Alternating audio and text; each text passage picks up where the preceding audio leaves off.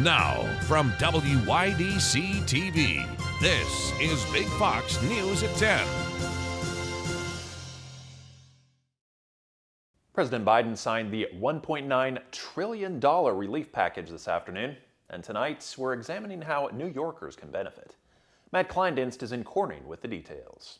Good evening, Scott. Earlier this week, Senator Chuck Schumer lauded the stimulus package, saying it will help millions of New Yorkers. With the stroke of a pen, the American Rescue Plan Act became law on Thursday afternoon. Of the $1.9 trillion coming from the stimulus package, New York will receive about $100 billion. About $12 billion in federal aid will be sent directly to the state government, while another $10 billion will be distributed to local governments. New York will also get around $4 billion to support vaccines, COVID testing, and other healthcare services. As for stimulus checks, more than 9 million New Yorkers will be eligible for a $1,400 check, and unemployment benefits will be bolstered for more than 1 million people. On Wednesday, Chuck Schumer said the bill was one of the most significant pieces of legislation passed in decades. It will do more to help the middle class, poor people, and people struggling to get into the middle class than any bill in a very long time. Matt Kleindinst, Big Fox, WYDC in Corning.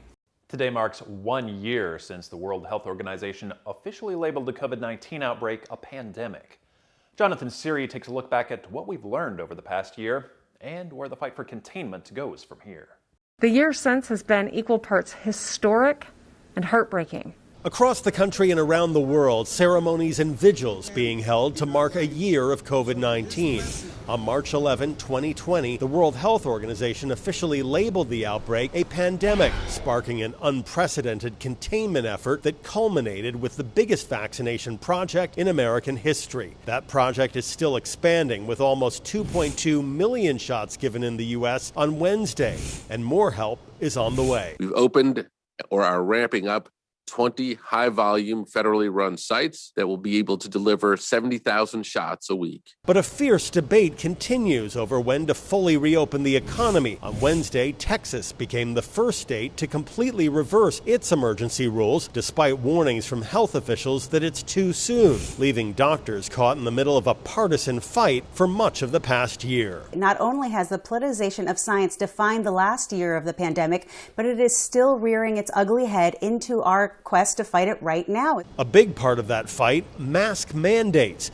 There are now at least 16 states not requiring face masks in public, even though the CDC strongly recommends it. But after a year of COVID protocols, most experts say we should be able to avoid another surge. Of course, it's going to go up with the masks being lifted, but hopefully people take care of themselves at this point. President Biden is expected to give an update on the vaccination plan during a nationwide address at 8 p.m. Eastern tonight.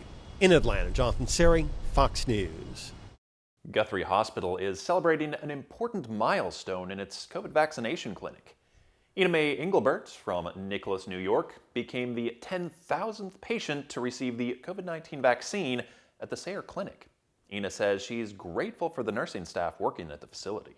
It was a very nice experience. Everybody was very friendly and very helpful. It went very smoothly. I was quite pleased with the way everybody down there handled it. To date, Guthrie has administered more than 30,000 doses throughout its hospital system. Residents are asked to check Guthrie's website for future appointments. 4 former U.S. presidents gathered for a PSA to spread the message to get a COVID-19 vaccine as soon as you're eligible. Presidents Barack Obama, George W. Bush, Jimmy Carter, and Bill Clinton appeared in the clip as part of the Ad Council's It's Up to You campaign. The Ad Council's campaign and the CDC partnered up in late February in hopes of pushing more Americans to receive the vaccine. First Ladies Michelle Obama, Laura Bush, and Rosalind Carter also took part in the campaign ad.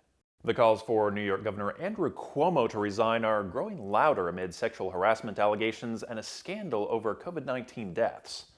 59 state Senate and Assembly Democrats have signed a letter urging his resignation. They say he's lost the confidence of the public and the state legislature. Also, New York City's Mayor Bill de Blasio says Cuomo needs to step aside.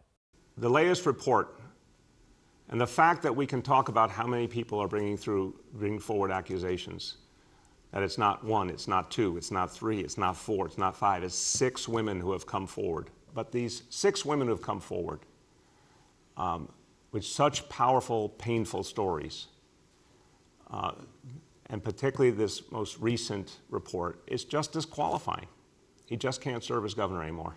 The New York Attorney General's office has opened an investigation into those sexual harassment claims. Cuomo has apologized but denies any inappropriate physical contact with his accusers. A judge rules that the third-degree murder charge will be reinstated in the George Floyd murder trial. Former Minneapolis police officer Derek Chauvin now faces second- and third-degree murder charges, as well as second-degree manslaughter for his role in Floyd's death last May. Judge Peter Cahill's reasoning was based on prior precedent, from third-degree murder being applied in the case of the former Minneapolis police officer Mohammed Noor, who was convicted in a deadly 2017 shooting. The trial is still in the jury selection phase. 5 jurors have been seated, including 4 men and 1 woman. 12 jurors and 2 alternates are needed to start the trial. This week marks the 1-year anniversary of the global coronavirus pandemic, and America is still facing a jobs crisis. The Labor Department reported that a total of 1.2 million people applied for first-time benefits last week without seasonal adjustments. That includes the 712,000 Americans who filed first-time jobless claims and the 478,000 who filed for benefits under the Pandemic Unemployment Assistance Program. American Airlines is canceling furloughs now that Congress gave them a financial boost. The Hill reports more than 13,000 employees were warned last month about possible furloughs. American Airlines CEO now says those notices can be torn up since the House passed the American Rescue Plan Wednesday. It includes $15 billion for airlines and extends the payroll support program through September. The debate over immigration reform is growing louder in Washington as lawmakers grapple with what to do over the latest surge of migrants at the southern border. Ray Bogan tells us more about what's now being proposed. It's disorder at the border by executive order. House Republicans are sounding the alarm about the southern border, warning the latest surge in border crossings is growing larger by the day. The reality is that this wave after wave, followed by a tsunami of illegal immigration across our southern border, is a threat to our republic, and many of us saw it coming. We warned of it last year. Republicans say President Biden's immigration policies have made the situation worse. Wednesday, U.S. Customs and Border Protection revealed more than 100,000 apprehensions were carried out in February, a 28% increase from the previous month. Of those encounters, more than 19,000 were families, another 9,500 were unaccompanied minors. We are all focused on improving the situation, on changing to a more humane and efficient system. While the Biden administration has stopped short of calling the surge a crisis, the White House says it is working to address the situation while pushing the president's immigration reform plan. If passed, the President's U.S. Citizenship Act of 2021 would provide a pathway to citizenship for millions of undocumented immigrants. I trust the Biden administration's policy to be based on humanitarian and love of children rather than political points or red meat for the Republican base. With Congress divided, House Speaker Pelosi says President Biden's proposal may need to be split up into individual pieces of legislation to pass. Ray Bogan, Fox News. Prince William breaks his silence following allegations made in Harry and Meghan's interview. And another member of the British press has resigned. Ryan Chilcote has the latest. Can you just let me know, is the royal family a racist family, sir?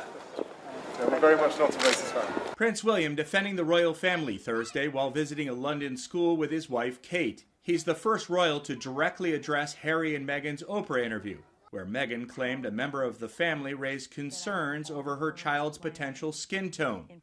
William addressed whether he's spoken to his brother since the bombshell allegations. No, I haven't spoken to him yet, but I will do. Queen Elizabeth II is expected to personally reach out to Harry and Meghan to discuss the fallout from their interview, which continues to make waves in the British press. The head of a major UK press organization is resigning after the group said it was not acceptable for the couple to claim racism in the media without evidence. Some critics felt the statement downplayed the issue. Earlier this week, broadcaster Piers Morgan left a UK morning show after casting doubt on Meghan's allegations of racism and bullying. We live in a world where freedom of speech does have consequences. Buckingham Palace addressed Meghan and Harry's allegations on Tuesday, saying the family would handle things privately.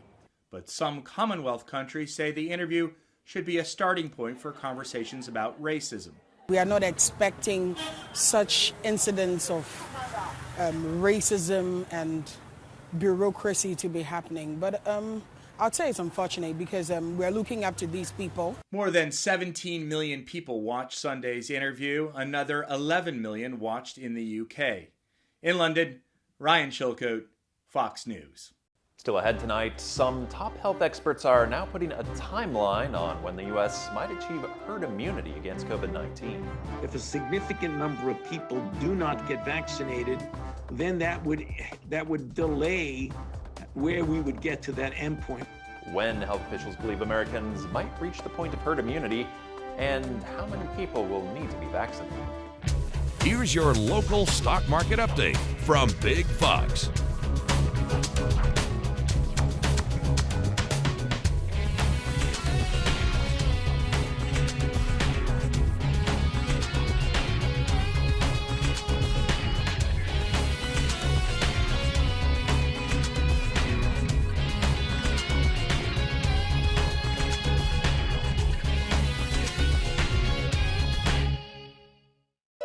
Now, your Twin Tiers forecast from Big Fox.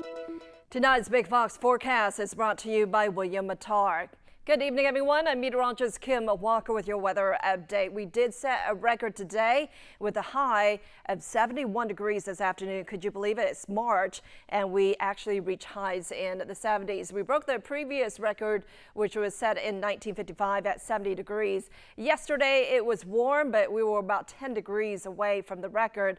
And this warm air is all compliments of winds coming in from the south-southwest at around 10 to 20 miles per hour, and it's really increasing our moisture content, and it really brought the warm air. So this afternoon it was about 4 degrees warmer than yesterday. Overall, it was actually about 7 degrees warmer in Corning. So our future radar is showing we still have the possibility of a few showers heading into the next couple of hours, but this will quickly push to the east.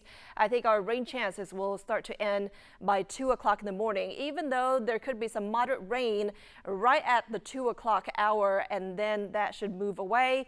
Drier conditions for your Friday. It still will be mild. We're still talking about temperatures that will be slightly above normal, but it is going to be a lot cooler than today, and you're probably going to feel it just because we've been so used to that warm air. So tomorrow is going to be breezy. It will be mild. Temperature readings in the 40s as we start off the day. By the afternoon, though, take a look at this. Highs in the 50s, 59 degrees at 2 o'clock, 55 at 4, and then around 6 o'clock, partly cloudy skies with readings around 46 degrees. Don't get used to this mild air because we are expecting much colder air to return for the weekend and into early next week. Behind this cold front, high pressure will start to build in. It's going to bring those north winds back, and it is going to be windy this weekend as well. So temperatures on your Saturday will be about 15 to 25 degrees cooler than what we're going to see on Friday. So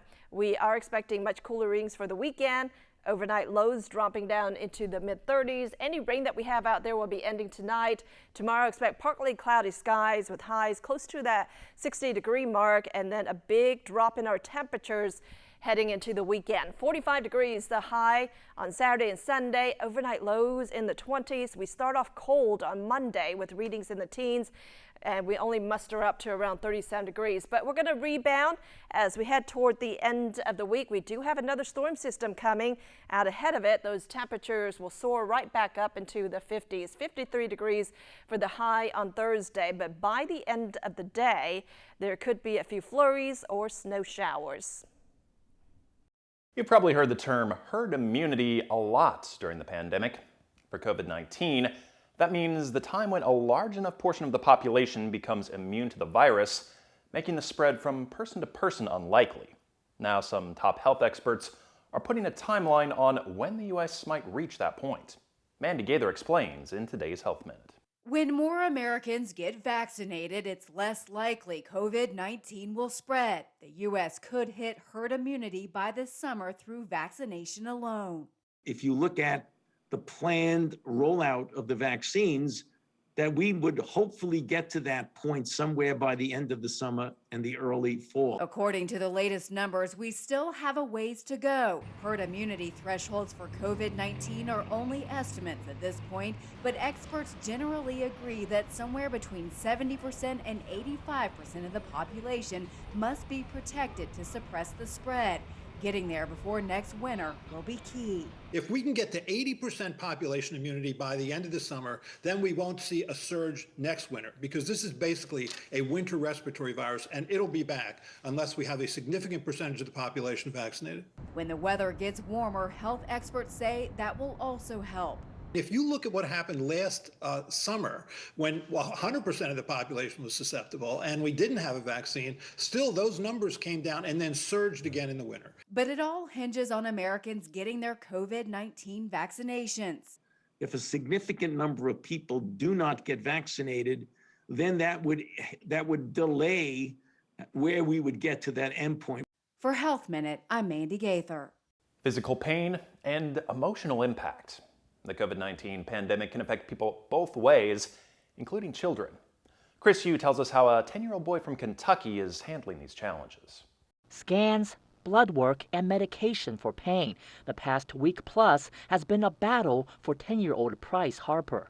And as a mother, just sitting back, feeling completely helpless, watching your child suffer and not being able to do anything about it is just about the most brutal feeling you could have. Price had COVID-19 about a month ago. Initially, he only had mild symptoms, but he then developed mesenteric lymphadenitis, an inflammation of the lymph nodes in the intestinal area. It felt like somebody was just jabbing a knife in your stomach. Mom Jill Hobbs says the condition has caused immense pain for her son, so much so that he had to go to the ER. It has been the most humbling experience, truly, to have people that you don't even know going to church and putting your son's name on their prayer list. Fortunately, Price has since been released from the hospital. There's no place like home. While Price is dealing with the physical toll of COVID-19, Jill is also worried about his emotional state. She says Price has shown anxiety about going back to school after months of virtual learning. Physical panic attacks, vomiting right before we have to leave. Jill hopes sharing her son's story can raise awareness for other parents and show how proud she is of him. He was so brave and so strong, and I think if anything is going to get him over this anxiety hurdle, and if anything is going to get him back to health quickly, it's going to be the fact that he has already gone through the worst. If it feels like you've been getting more robocalls recently, a new report says you probably have. Mandy Gaither explains why and how to stop those calls. Getting more robocalls again? You're not alone. If you're feeling like you're getting more robocalls, it's because you are getting more robocalls. New data from UMail, a robocall prevention service that tracks those calls across the U.S., says Americans received more than 4.6 billion robocalls in February, up 27% from January.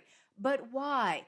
Point to the pandemic. As we seem to be coming out of the pandemic, call centers are opening, and therefore there's more robocalls. And the reason for that is there's really no point to making a robocall unless the person on the other end is going to press 1 or call you back. And you need a person when they do that. To avoid those unwanted calls, the FCC says don't answer calls from unknown numbers. Beware, caller ID showing a local number doesn't necessarily mean it's a local caller. If you do answer, don't respond to questions and don't hit a button if prompted to. Scammers often use this trick to identify potential targets.